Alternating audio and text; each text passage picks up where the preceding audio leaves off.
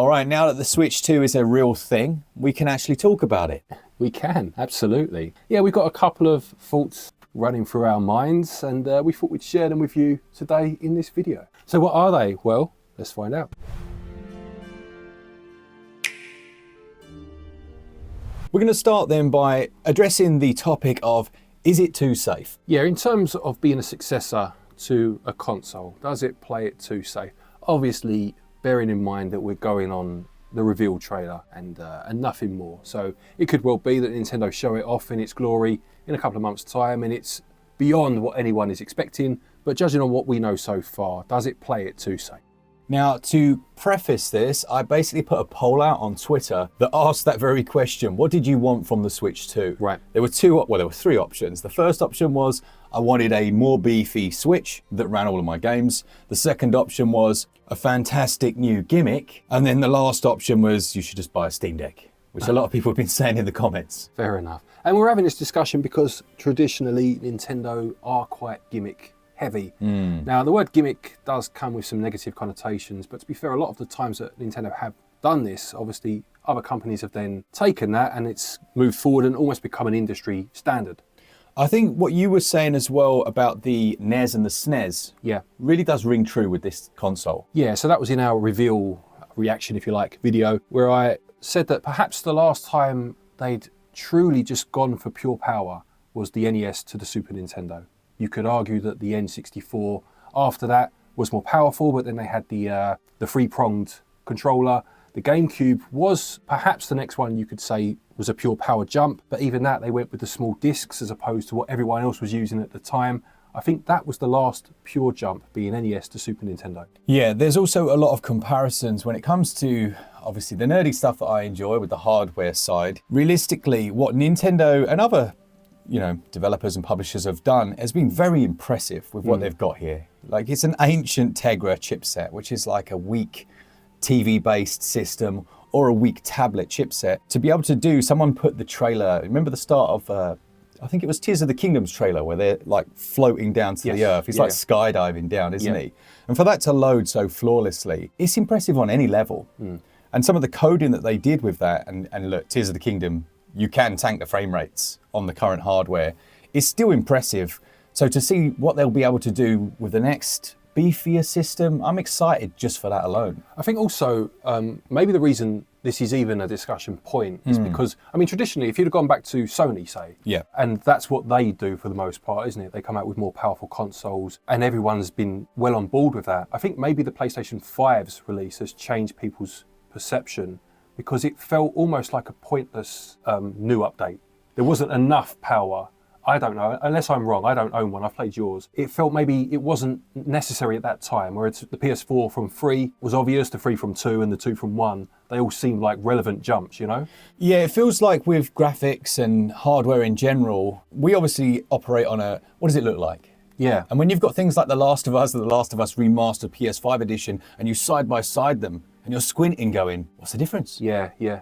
You know, that's when I think people start to lose the hype for the next bigger number. Yes, whereas in this case with Nintendo, you would imagine there's going to be a big jump forward. Yeah, it's going to be significant. Now, there is an excellent trailer breakdown that basically goes over the Mario Kart footage. Yeah. And I'm not going to go into details, but you can see a potential there for an incredible amount of power, especially when they're looking at the track layout as well and saying, actually, this might have 24 racers on the track at one time, as well as these improved lighting effects and overall image quality. Yeah, it could have some beef behind it. And that's actually a good point. I mentioned earlier the NES to Super Nintendo jump. If you look at something like F-Zero, which started on the Super Nintendo, I forget how many races you had on the track at any one time in that game, but when the N64 came along and you had F-Zero X, I think it was called, you had, I can't remember exactly how many, but you're talking like tens of racers racing at 60 frames per second. It was a massive jump again, you know? Yeah, and Nintendo, they're already innovative. They already don't really care about the hardware, but having the ability to kind of push their imaginations rather than having to, as I think they have done, work within the confines of the system, I think that'll be a good thing. It can only be a good thing. For sure.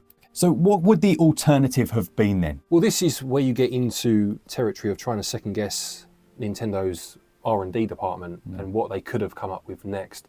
I mean, I mean, it's not the only way, don't get me wrong, but if you're looking for a step up in innovation, could they have entered the VR realm? Maybe, but they've tried that before, it didn't work for them. It's been done so well elsewhere, would it be worth their time? It's not innovation by that point, is it? And they don't like to be second to things like this. Yeah, exactly. And like you said before, we don't know what they've done.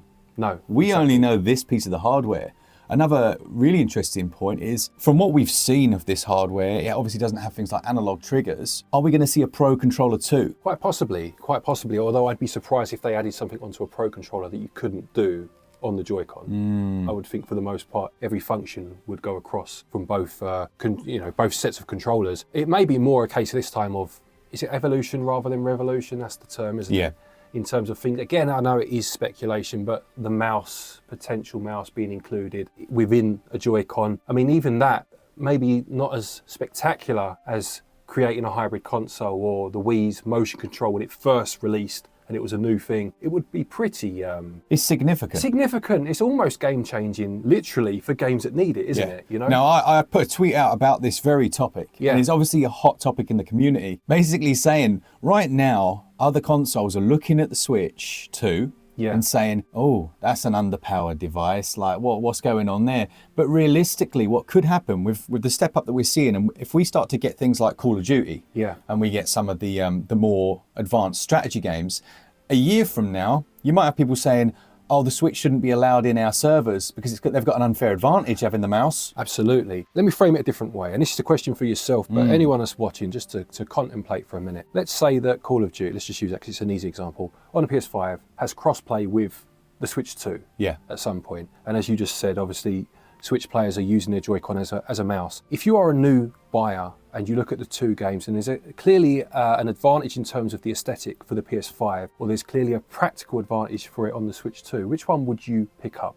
On that alone, nothing else, just functionality or looks, which one would you go for? Functionality. Absolutely, and I think most people would say the same. Yeah, absolutely. If they can get it running at 60, there'll be like a baseline, you know, because obviously that makes a difference to how easy it is to aim.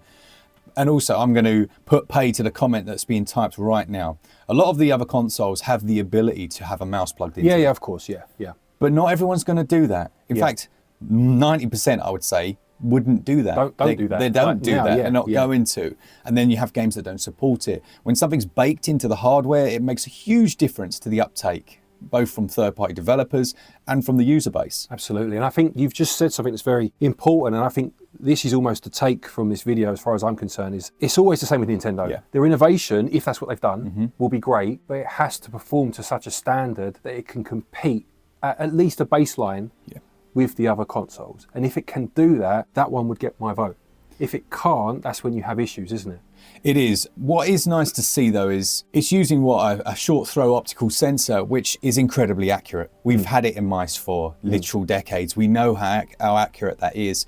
And it's not the same as a gyro control, which gradually drifts and you have to kind of recenter the camera. And I know a lot of developers kind of opted out of putting that into their first-person shooters for that very reason. Yes. It's difficult to cater for that fluctuation. This is tried and true. You know, if someone implements it, it's going to work, hopefully, you know, as advertised. Yeah.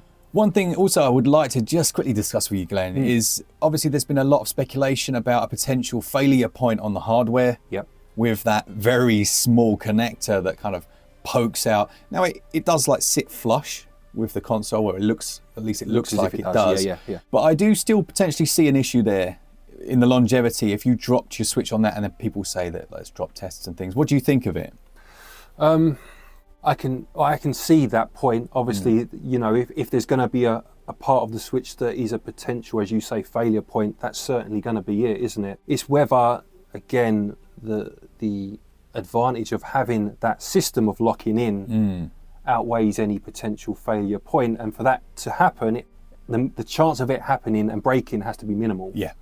And with a 2-minute trailer, it's hard to know, isn't it? That's right. Yeah, I'd say it's just too early to speculate, really, isn't it? It is, yeah. As you said, it is relatively concealed, or at least it looks like it is. And that's essential that it is. If you're looking at younger children, possibly, you know, curious minds sticking fingers into bits they shouldn't and whatnot, you could argue that would be a potential breakage, but I suppose you could say that about most things if they're used in a way they're not meant to be used. obviously it's going to put stress on the hardware. I think, yeah, final thoughts really on the overall design for me is that I actually think it's a really nice refined looking upgrade to the Switch. Yeah, I would agree. And based on obviously the trailer, but also the 3D models that are floating about, the size doesn't look to be too much of an issue if you're using it first and foremost as a portable device still. Last point then, and this really does tie into that initial have they played it too safe? And that's the existence of the Steam Deck. You mentioned it in your poll. Yep. And one of the answers there was just buy a Steam Deck. And that's obviously when the first Switch came out, they owned the market. They created the market. Yeah. Do you know what I mean? They took their knowledge of consoles, portable consoles or handhelds, and merged it with what they knew about home consoles and created something that hadn't really been seen before, not to the extent that the power that this thing packed, even if that's laughable now. But the Steam Deck does exist. And with that in mind, did Nintendo need to do more? Again, based on the little information we have so far. I think no. No? Okay. I think no. The reason I think no, and I have kind of had this discussion with people on Twitter, is there's a huge difference between a very strong piece of hardware and a piece of software that's written for all PCs, not necessarily just that one. Yep. It's why Apple devices always seem to run so well, because the hardware and the software are designed together. Yes. It makes a massive difference to performance. So when you're just looking at raw specs, people say, oh, it's just as powerful as a PS4. But when you look at the first party efforts for PS4, and even some of the third party things like The Last of Us, those graphics were insane. Yeah. If Monolith Soft get their hands on that type of power and create Xenoblade 4, it's going to look ludicrous. Yeah. That's a really good point. It needs to be easy to develop for. That's a really good, yeah. Doesn't it? Because again, you're right in what you say. Obviously Apple hardware, Apple software.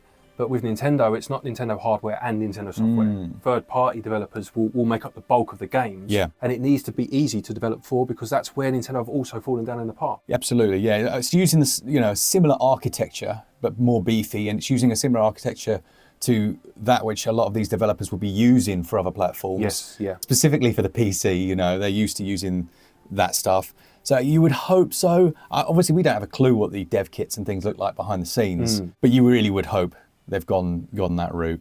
To wrap this up then, to ask that question again, I will just caveat that by saying, based on what we know, do you think Nintendo have played it too safe? No. No. I think they've played it smart for once. I agree. I completely agree. Again, if it is what we think it's going to be, once it's turned on, if you like, I agree. I think they've taken their knowledge of this console generation, their Switch, they've looked at what other people have done in terms of leaps forward in technology, and it looks as if they're going to merge the two into something that's going to still have that form factor and be attractive to certain people in terms of what it offers, but also caters to people that need a bit more bite in their games. Absolutely, yeah. There were a lot of people were saying, oh, look, they're just trying to cater to their predominantly 30 to 40-year-old old Nintendo audience. Every child that I've seen see this trailer has gone, I want this thing. Yeah. I want it. They get it. Yeah. They really do seem to get it. I think as you get into like the fourth and fifth of a console, it kind of loses something. But the second one, PlayStation 2, great example. Yeah. It had that hype for it. I said on Twitter again, I think this is going to be the best selling console of all time. And again, it's not a fair comparison, but you mentioned the PS2 there. So the PS1 to PS2, that jump up and the excitement for it. Yeah. NES to Super Nintendo was similar. Master System to Mega Drive, perhaps. Yeah. You're right, that second jump, it can be the one. Yeah. The Xbox 360, of course. Yeah. I think that's the sweet spot sometimes, isn't it? Yeah, Terminator 2. Great film. So that's it. Do let us know. I'm sure you will. Your comments down below. Don't worry, we're not going to have like 900 Switch 2 videos, but this was a discussion I think we wanted to have. Yeah, we literally started having this discussion, and then we're like, well, why don't we just do it as a video, and then everyone can join in and say what they think too. So please do that and stick your comments down below. Lovely stuff. If you want to save yourself some money on your eShop credit, get it from switchup.gg. You'll get 5% in cash back. Before we end, I've on my second channel, GB Bricks, I've just released a video of my mock making series. That's where I'm basically making my own model, my own creation. I'm making a sweet shop. Nice. So this is a bit of a passion project, this video, and it'd be lovely to see some of you give it a watch. I'm not asking for subscriptions or anything like that. If it's not for you, that's fair enough. But if you would have a watch of it at least and make that decision, that would be very much appreciated. I'll put a card up in the top right-hand corner. Thank you to our patrons and our channel members for your continued support, and to each and every one of you for watching our videos. Take care, and until next time, happy gaming.